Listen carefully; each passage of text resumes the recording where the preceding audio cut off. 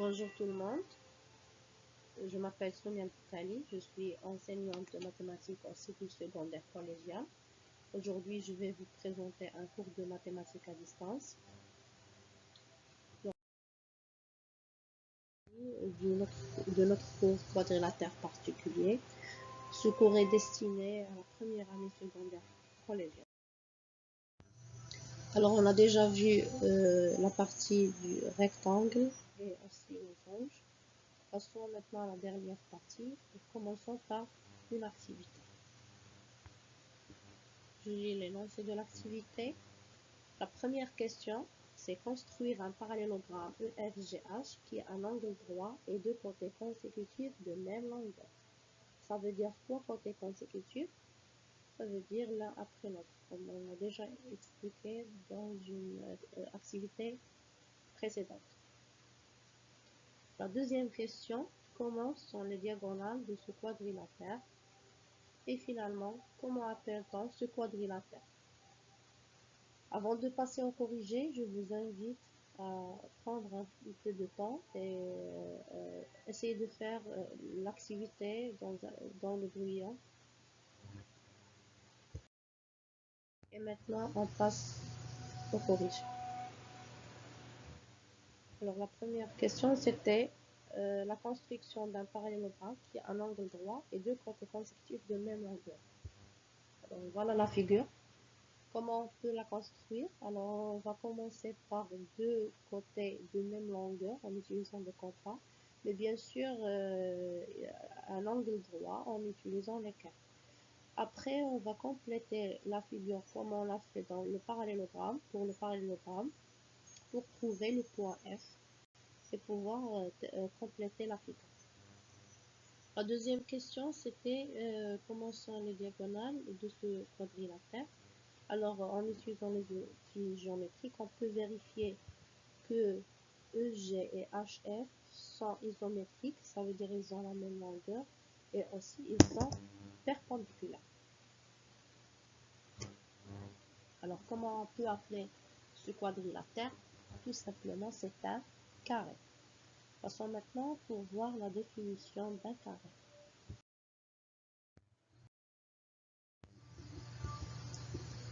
Alors, un carré est un quadrilatère qui a 4 angles droits et 4 côtés qui ont la même longueur. On a des exemples. Alors, la première figure, comme vous le connaissez tous, et la deuxième figure.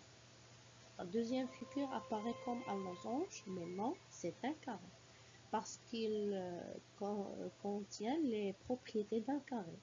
Là, les angles droits et aussi les côtés de même longueur. Quelles sont les propriétés d'un carré? Alors, la première propriété, les diagonales d'un carré sont perpendiculaires et ils ont la même longueur. Comme on l'a vu bien sûr dans l'activité. Alors, voici un exemple.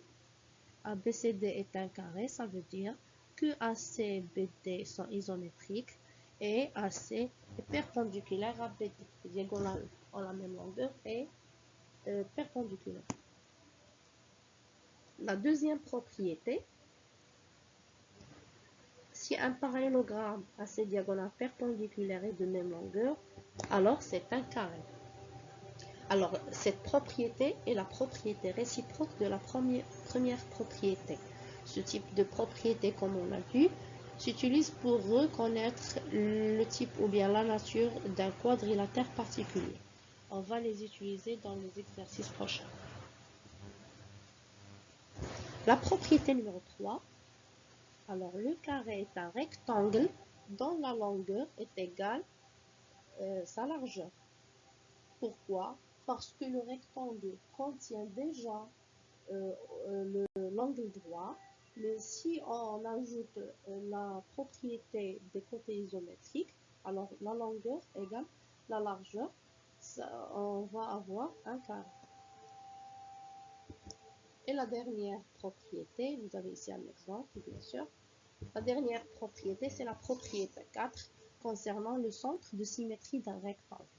Alors, c'est quoi le centre de symétrie d'un rectangle? C'est le point d'intersection de ces diagonales comme on a vu pour les autres quadrilatères particuliers.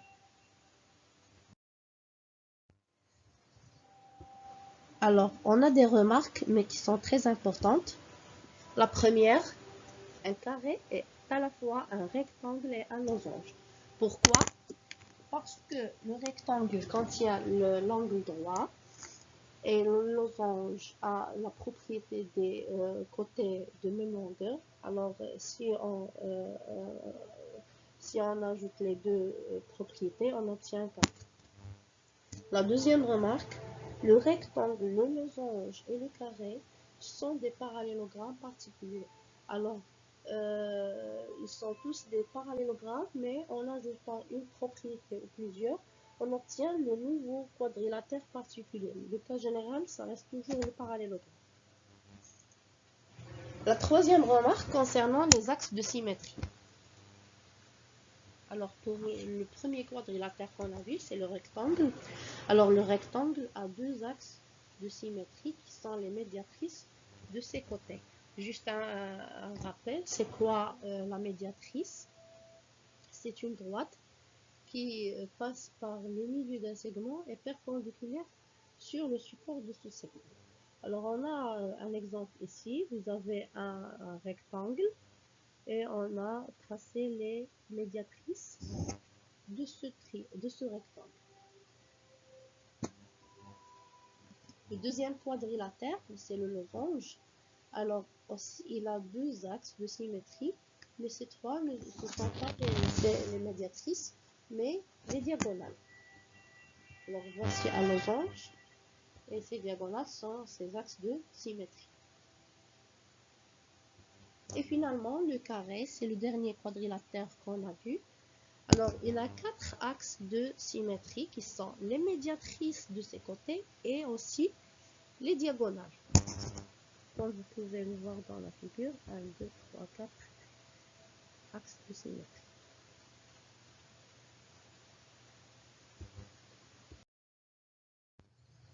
Alors, pour conclure, on va voir ensemble une synthèse pour résumer le. Alors, si on a un parallélogramme et on ajoute la propriété de deux côtés de même longueur, qu'est-ce qu'on obtient? On obtient un losange. Aussi, si on ajoute la propriété de diagonale perpendiculaire, on obtient aussi un losange.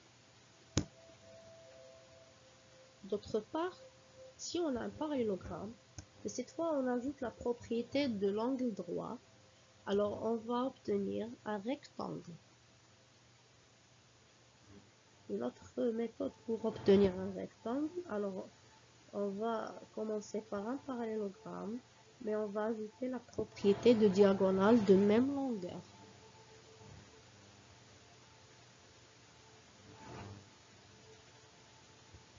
Le dernier cas, c'est le dernier quadrilatère qu'on a vu, c'est le carré. Alors, le carré, comme on a vu, c'est à la fois un losange et un rectangle. Alors, ce fameux carré, il rassemble toutes les propriétés de ces quadrilatères. Alors, c'est un parallélogramme qui a quatre angles droits. Les côtés ont la même longueur. Les diagonales sont perpendiculaires et isométriques.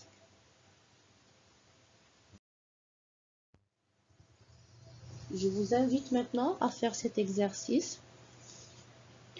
Alors, je lis l'énoncé. Construire un carré MNOP. Construire les points M' et P', les symétriques de N et P respectivement par rapport au point O. Ça veut dire quoi respectivement? Ça veut dire dans le même ordre. C'est-à-dire que le point N' est le symétrique du point N par rapport au point O, et le point P' est le symétrique du point P par rapport au point O. Et troisièmement, montrer que le quadrilatère PNP'N' est un carré. La quatrième question, comparer les surfaces des carrés PNP'N' et MNOP sans les calculer. Ça veut dire qu'on ne va pas utiliser les outils géométriques, mais on va utiliser les propriétés de la leçon adéquate à l'exercice, aux données de l'exercice bien sûr.